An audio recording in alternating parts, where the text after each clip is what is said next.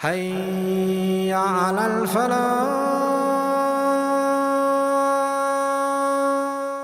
Reminding us that, my brothers and sisters, increase your good deeds, because you never know which deed it is that will actually help you gain entry into paradise.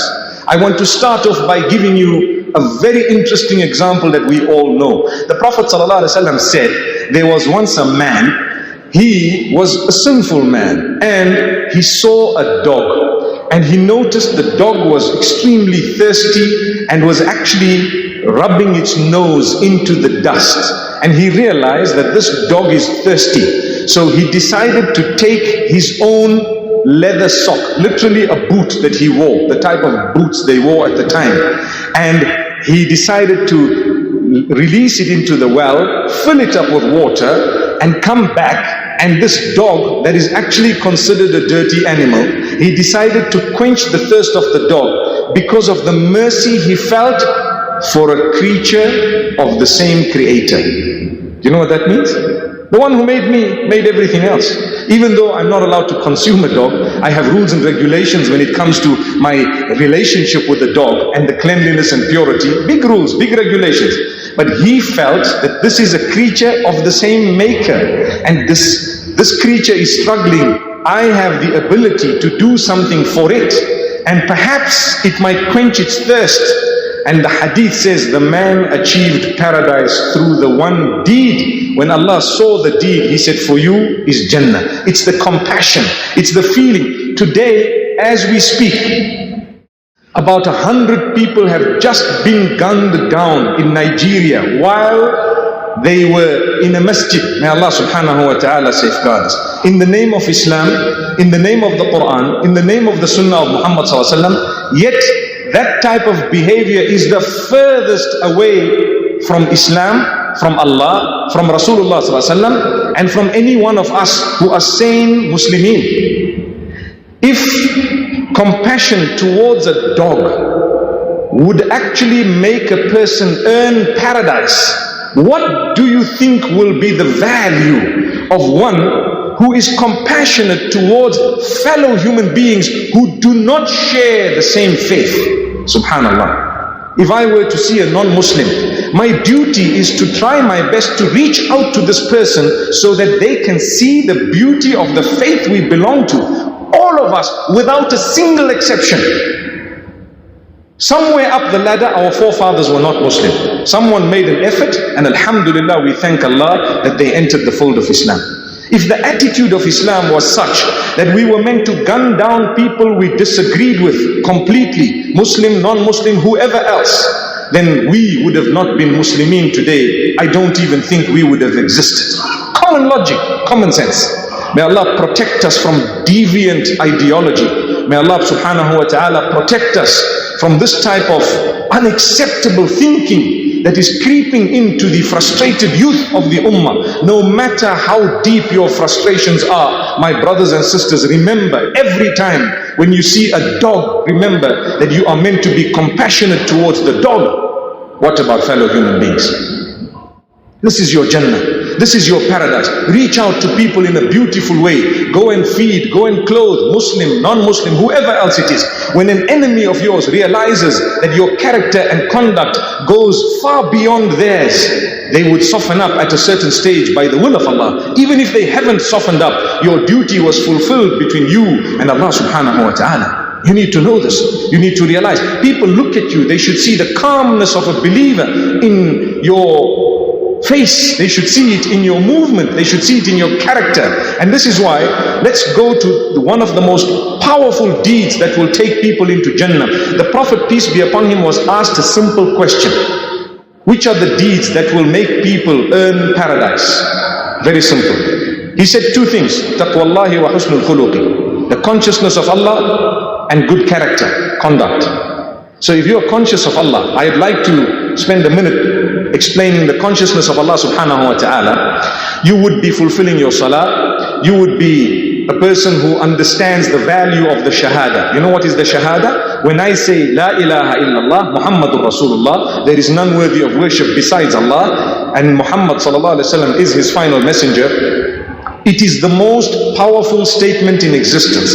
It is a statement that will result in the entry into paradise of people who have files filled with sin, perhaps each file from the east to the west, as per one of the narrations of Muhammad sallallahu alaihi wasallam. He says a man will come on the day of judgment with 99 files full of sin, each file from the east to the west, and he will be asked, are these your deeds? He will not be able to deny anything. So Allah subhanahu wa ta'ala will ask the angels to place the deeds on the scale, and obviously these are all bad deeds, and suddenly from one of those files a little card will actually fall out, and that card will have said, La ilaha illallah Muhammadur Rasulullah. This man has uttered this declaration of faith once in his life, correctly, properly, with conviction, believed in Allah subhanahu wa ta'ala, and Allah will say, put that on the other side of the scale, and you know what? It will tip the scale, subhanallah, and the man will be granted Jannah. It is known as the hadith of the card.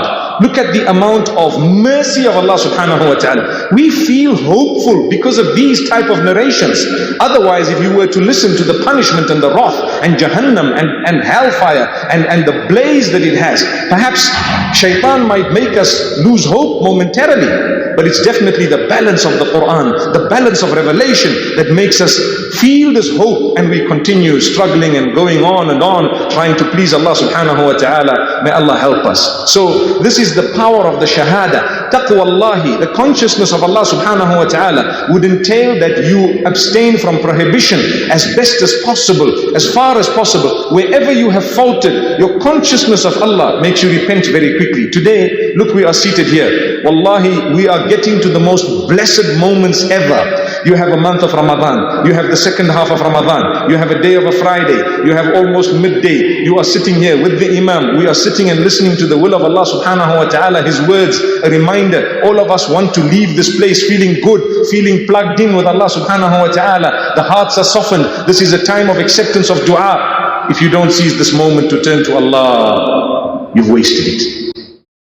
You've wasted it. May Allah subhanahu wa ta'ala help us feel the love, feel the spirituality, feel the bond. My brothers and sisters, we are all part of one ummah. We are all brothers and sisters. Say what you would like. We are all brothers and sisters under the banner of La ilaha illallah Muhammadur Rasulullah sallallahu alaihi wasallam. The best from amongst us is he or she who feels that bond of shahada, even though we may have our little differences. Remember this.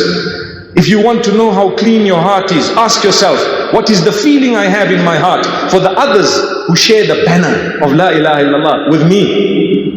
Subhanallah. That answer would actually tell you exactly where you stand in the eyes of Allah subhanahu wa ta'ala. Because that declaration is a banner of Allah, not yours, not mine. Shaitan comes in to make us separate ourselves, to make us hate ourselves because of one or two differences, not realizing that the spouses who get along like a house on fire would also have differences. If we were to hate each other because of the fact that I'm a tea man and she's a coffee man, we are foolish. Or she's a coffee woman, sorry. But this is what happens. We can never ever let shaitan creep in to make us hate one another. After we've declared the shahada, yes, we will discuss our differences, we will educate one another, we will help each other, eradicate perhaps shirk, eradicate bid'ah, eradicate innovation, eradicate anything that may be wrong. But all that is part and parcel of helping one another. It's not a war that I need to declare with you solely because you've made a mistake or you might be ignorant. In fact, it is a challenge. It is an opportunity that Allah's placed for me to be able to reach out to you, to educate you, and vice versa.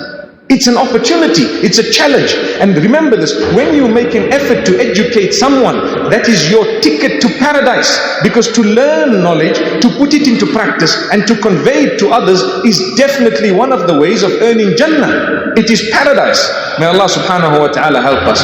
The Sahaba radiallahu anhum, they struggled, they strove over the centuries. We found the deen coming to us in a way that today we are sitting here in this beautiful masjid, one of the most beautiful masjids that perhaps we've seen, mashallah. Whose effort was this? It's the effort of a chain of people, you may never know them. But we need to say, oh Allah, bless them all. Today we are seated here, eating from the fruit of a tree that we did not really sow. Subhanallah. Some of us are bashing the tree down, trying to cut it down, and yet the tree refuses to be chopped down. It continues growing, continues bearing fruit, and you continue eating from the fruit, not realizing that your actions are actually against the tree. But it's so merciful, it keeps on giving you. Subhanallah. Look at Allah. How many of us are not proud of the deeds we've done? We've committed sin. We've gambled perhaps, drunk perhaps, alcohol, intoxicants, adultery, fornication, whatnot. You name it, it's there. Through the mercy of Allah, He still keeps on giving us fresh air to breathe. He gives us eyes to see. He gives us so much. Subhanallah. He's given us children and families and so much amazing. We still happen to concentrate on the little bit that we don't have. And we still happen to be ungrateful to Allah subhanahu wa ta'ala. So going back to the narration of Taqwa Allah, the next thing that the Prophet ﷺ says is husnul khuluq. In one narration, he says the heaviest thing on the scales of the day of judgment will be good character and conduct. Do you know what that is? It's your relationship with fellow human beings, your relationship with the rest of creation. There are two things mentioned in this hadith. People will be earning Jannah because of their relation with Allah and their relation with the rest of the creatures of the same Allah. Amazing. Look at the brothers and sisters around you and ask yourself, what's my link with them? You know what's your link? He who made you made them. That's what it is. You are brothers and sisters. If you don't feel that there's something wrong with you, take a look at the others, the kuffar on the streets. What's your link with them? Those who disbelieve, those who hate Islam, those who have fought Islam. What's your link with them? He who made you made them. We are all a test for one another. Reach out positively. Brothers and sisters, we are living at a time when technology is at a peak.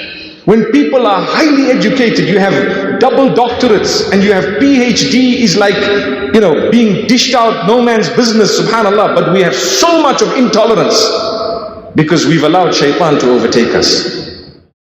We have so much of hatred in us. We need to deal with this. Let's go back to basics. Let's look at Muhammad ﷺ's treatment of the hypocrites, whom he was issued a list with to say these people are hypocrites. Some of the companions said, can we execute them? And he said, never.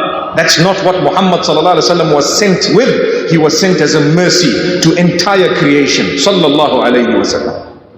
But here we are today, it's the opposite. In one family, we are 10 pieces. In one community, we have 5 groups. In one masjid, we have the window group and the non-window group. You know what that is?